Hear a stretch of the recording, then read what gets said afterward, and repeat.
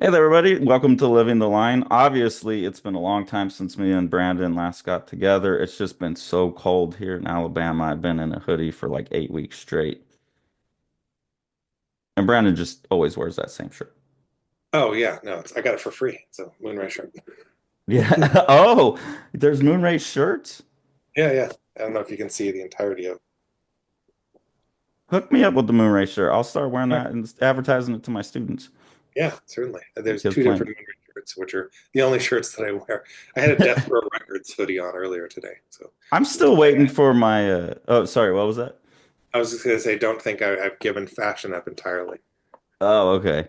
I still don't have a the Luddites were right t-shirt that I've seen Sean rocking. I gotta Oh yeah, we're all withholding outfits from you. Yeah, what the hell, man? Mine's just gray, gray, gray, gray. I need some color in my life. Yeah, I mean, especially in your magical state, you gotta. It is very colorful. There's rainbows everywhere. Yeah, Like you'll need. on the wall in the morning now, it's not just eight. They're all over the place. That's cool. I have really Las Vegas windows that are specifically made to create like a rainbow kind of moire pattern that comes through, Oh, which is and that's a Vegas thing. What are they putting on them that does that? I don't know, it's some kind of like frosted glass that has all these little like circles on it. I'll send you a photo at some point. Well, people need to think about window design more because when you have a nice window that plays with the light, it's really amazing. It's beautiful. Yeah, it is nice. Anyway, I'm so particular. I'm like right now I have all my shades drawn so I can just draw under an artificial light all day. that makes you feel better, right? Yeah, I mean I suppose I should go outside and just there's no reason not to draw in a park. I need some vitamin F fluorescent light. Yeah, Yeah. like Well, I'll live too long if I go out and get fresh air. speaking about making things more interesting and colorful, you've got probably not colorful because it's a manga, but I'm sure in content, quite colorful thing to share with us today on a show and tell. Oh yeah, it's not a manga, but I will Oh, okay. So it might be in color. introduce you because uh, we were talking before about the idea of uh, comics. Like we were talking about, we were doing the videos that were manga that we'd like to see translated over here, and it got me on the kick of just like I just want to show off comics I wish that would get back into print, like a cool reprint of some things. So um, this is Yeah. That's a lot of things I'm interested in too, is just these things like the European artists like Matodi who Fantagraphics has published, but one of the best comic artists alive, but these things just aren't constantly in print. Yeah, there's so much great stuff. And the thing that always gets under my skin a little bit is there are books that stay in print forever that I don't like, and then brilliant things like the I feel like most people haven't read this one. So Retief was a Keith Lummer is a science fiction novelist who did this kind of he's like a James Bond of bureaucracy in the Earth's far future named Retief. And Jan Strand and Dennis Fujitake, who were doing Dalgota at Fantagraphics in the 80s, Hmm. uh, took it on, and I think they contacted Lammer. And oh, I should another aside is there's a Matt Howarth comic called Keith Yama, which is about a xenotech. It's a woman who goes and tries to communicate with aliens, and her the character's name is a reference to Keith Lammer. Okay. And this to me just at first glance, this looks like a halfway but point between the little bit of Matt Howarth I am familiar with and American Flag. Oh, it does look very Janken. The interiors, also to go through it, are incredibly Mobius. Like Yeah. this bottom, you can see my scanner. I folded the page on itself, but that bottom page there, it bears a striking resemblance to the Mobius's first Adenocycle book, where Stella and Atan go to a satellite. Like at the big one that has the 577 on it or the one Let that's me up see. there This will flying. be very janky. I'll do a stop. This thing right here is what I'm talking about. Oh yeah. Yeah, yeah. It's like that um, comparison to that thing. Yeah. Well, I mean it's hard. It's also hard to operate in science fiction without going Moebius, I think.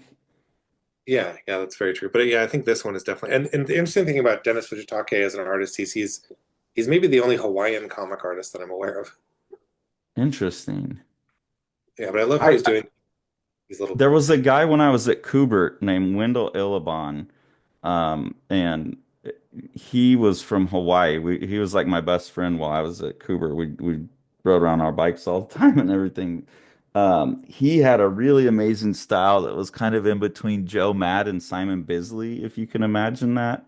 Like a little bit cleaner, like Joe Mad era, but kind of I I don't thought know you said some of the Joe Matt at first, and I was very no, no, no. confused. Yeah, no, that would be a really weird one. Joe, I don't know how to pronounce his whole name, Mattadaria, that the Battle Chasers guy, Yeah, that yeah. was popular at the time, and it was a really cool style, and he could have blown up really big. That's the only time I really met Ed Piskor while I was there. Is he had he had seen Wendell's stuff and really, really liked Wendell's stuff, and he was trying to put together like a little anthology or something of students' work. And Wendell brought him over to the carriage house where we lived. Ed was in the mansion, and introduced Ed to me and like, hey, you should contribute to this thing. And I think at the time Ed was doing like it kind of looked like Drew Friedman, like really stipply looking type of stuff. And back then I was like more mainstream minded, and I was also getting ready to quit because I didn't want to be there anymore. So I had like nah, and that that was the end of that. But it's too bad because Wendell could have really been that guy from Hawaii. Huh. Yeah, interesting. I should look up if there's other Hawaiian artists I'm forgetting. Something, an effect I really like on this on the right hand page is I feel like you don't see it very often where he's taken off his goggles. You can see the kind of dust on his face. Oh yeah, like this kind of suntan or yeah, the Yeah. But yeah, this one is basically he's sent to this planet, and there's these aliens that are at war with the human colonists, and Retief figures out that the aliens just think that it's a big game they're playing. these little the kind of stingray looking things. Yeah, the stingray thing. So he ends up in this in the main aliens tent and does the thing where he's like, instead of having all of our lessers all battle, let's just fight each other in a wrestling match and have that decide the whole war. That big shot of the boss guy talking to him with his arms up is a badass composition too. Yeah, yeah. It's cool because he's I feel like he's taking the Mobius style and really kind of doing his own thing with it. Yeah, it's like the structure of the anatomy and like there's a little bit more softness to everything, I guess. Like everything's a little bit mushier in structure than Moebius would be. And I like the combination a lot of lots of panels next to a page of not just one panel. Yeah, and I mean again, like really nice composition and really nice like that the black and white super stark with all those little filament shapes coming off then to the grays in the middle. Yeah, I like Yeah. the bottom of his shoes a lot. That the tread is kind of a cool effect. And he's really picking up like the cross contour thing that Moebius does, which the tread of the shoe, part of what makes that look so cool is because it's like half as many lines and going more horizontal, and you got twice as many lines behind it with that more vertical movement. Yeah. And then the little rounding on the wings. Yeah, that's really nice. And here I managed to get an ad for Man Frog, which is important.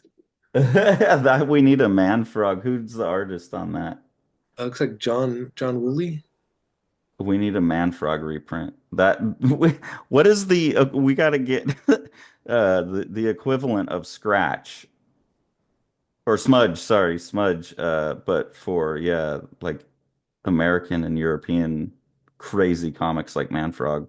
Oh yeah, yeah. Perfect. I've never read Man Frog. Oh, but I feel like this page on the left is really uh, kind of the core of what Retief comics are about. He goes and visits this bureaucrat, and he's like, "Oh, you stopped this war, and everything worked out great. It's because you followed my orders." And he's like, "Yeah, you sent me great orders." And then at the end, he throws away the orders unopened.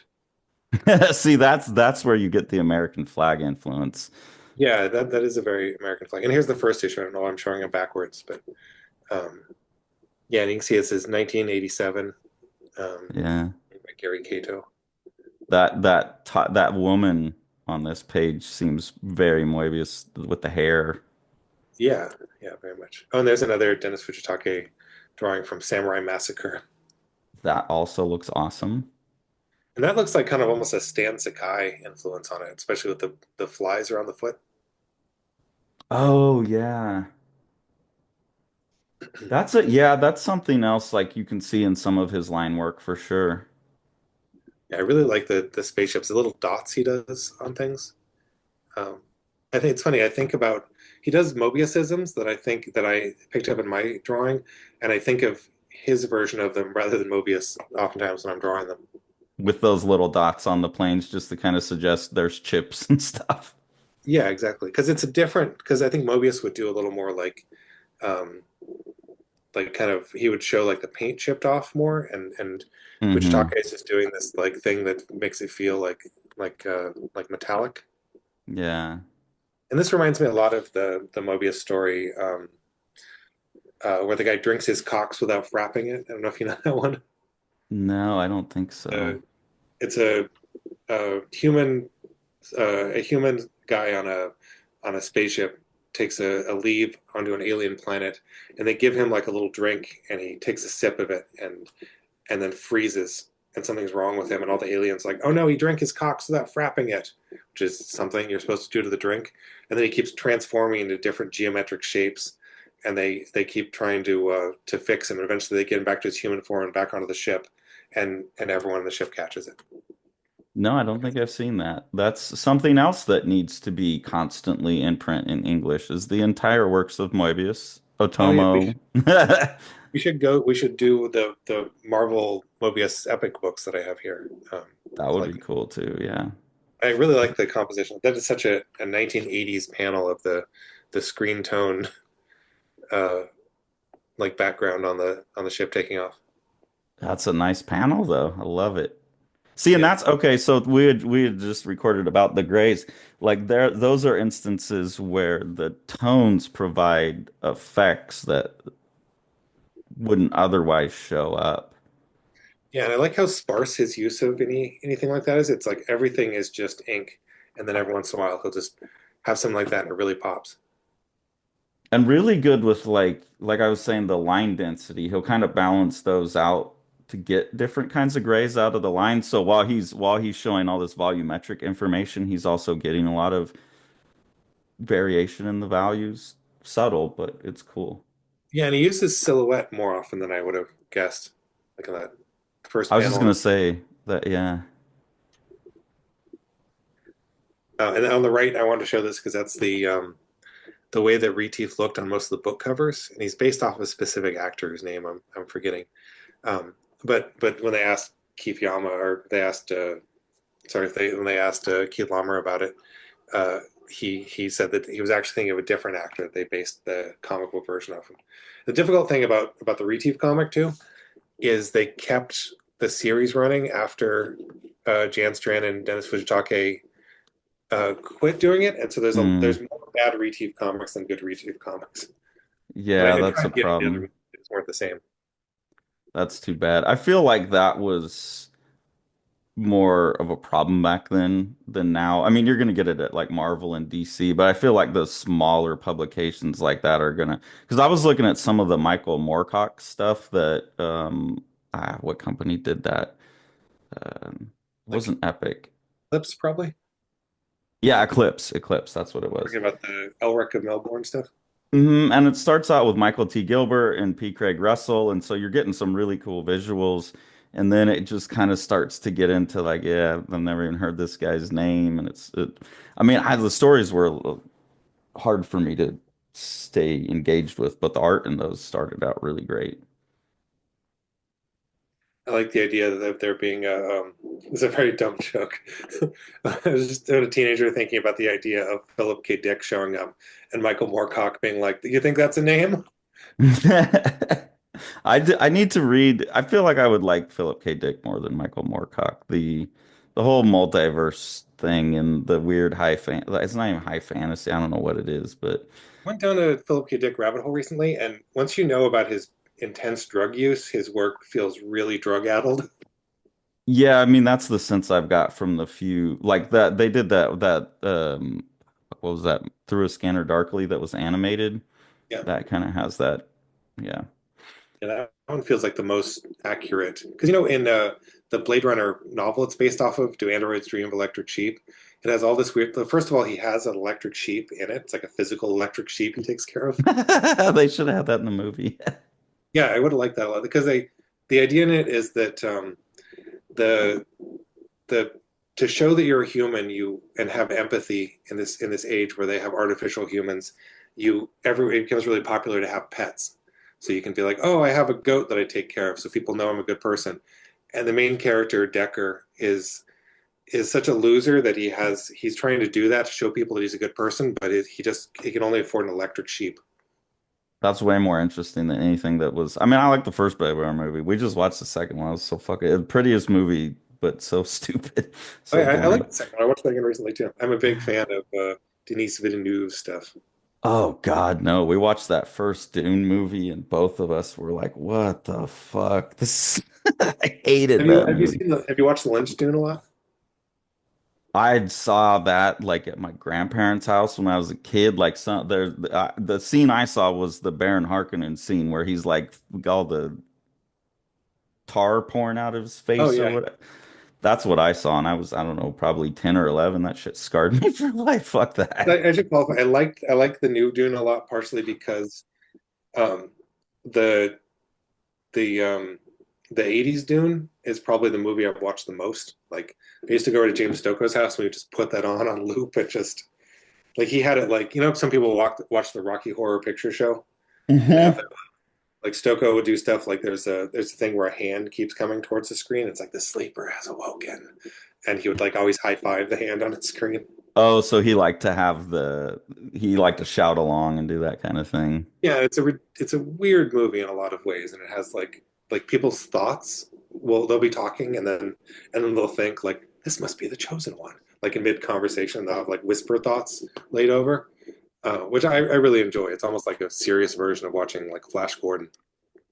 Yeah, that like in retrospect that makes sense. But the seriousness combined with like it just wasn't quite there yet with the special effects, so it just had like that kind of cheesy Flash Gordonness made it like the gross stuff was extra. Something about when things are like pretty close to being well done, but not quite. It's a little janky, and then it's gross. Like really makes things extra gross for me. Yeah, Like the that's other. that kind of gross already. The other, like, honestly, the other movie that, like, for some reason I associate with David Lynch's, the same visceral reaction I had to David Lynch's Dune was Meet the Feasels. Hate the What is it? Feebles, yeah, Feebles. the what's his name? The guy who did the Hobbit movies. Yeah, Peter Jackson. Like my uncle thought it was funny and like tried to show it to me when I was 14 or 15, and they got like the fly eating the shit while the guy's tripping on LSD. Like that's how I felt watching David Lynch's Dune as well. Is like the scene where I had a rough Muppet introduction tripping to on. Eraserhead when I was really young. Like the chickens that are just squirting out blood with their legs moving. Um, Yeah, that's I so learned a I lot. don't think I could ever watch that Dune movie. Maybe I need to go back and like untraumatize myself. When we have Live in the Lion Con, we'll have to have a showing of Dune. All the movies that we were viscerally impacted by as children. Yeah, although I have a tendency to latch on to movies that some people it's not and obviously David Lynch and Loon are really doing really popular, but I'm just remembering how much I loved Frank Miller's The Spirit and how everybody thought I was a crazy person.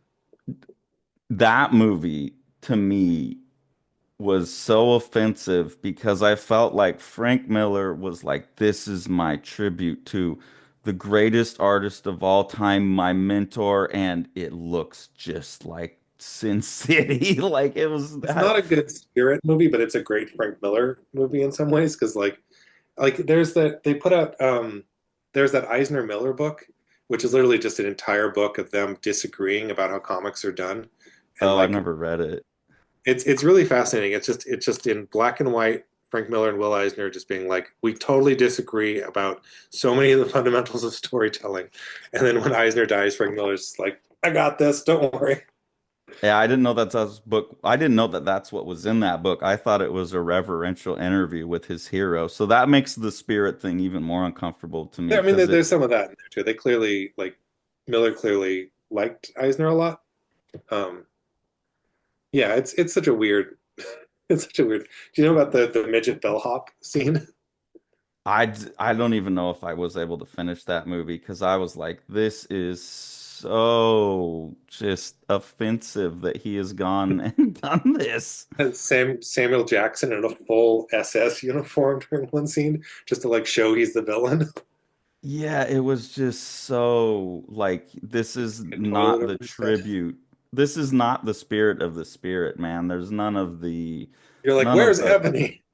where's the no, just the formal playfulness of it, the It's very lightheartedness. yeah. Oh, so I'll tell you that. I'll tell you the midget bellhop scene real quick. Okay.